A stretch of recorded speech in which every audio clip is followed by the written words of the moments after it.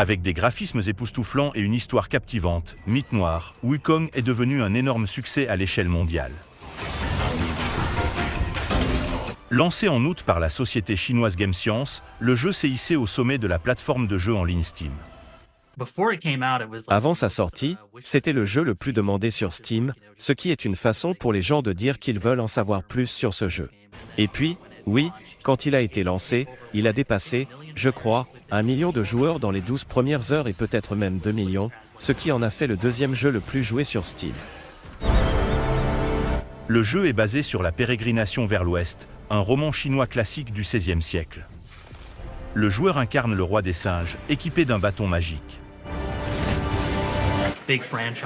Il y a les grandes franchises comme Marvel et Call of Duty, on est d'accord?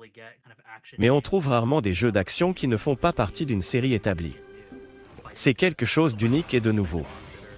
Vous combattez une bande de loups ennemis qui ont des bâtons et d'autres choses, et vous pouvez aller dans un journal à n'importe quel moment et lire une histoire courte ou une parabole. Il y a donc beaucoup d'occasions d'en apprendre plus sur tous ces différents personnages de l'histoire originale.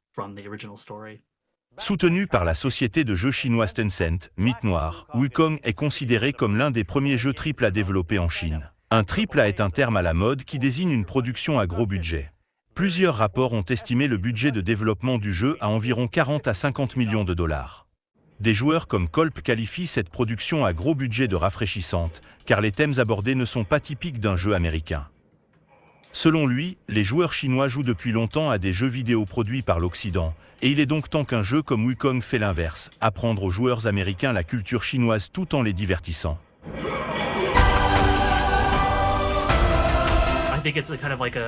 Je pense que c'est un jeu très surprenant à avoir, surtout parce que c'est le genre de choses qui ne semble pas vraiment être approuvé ici.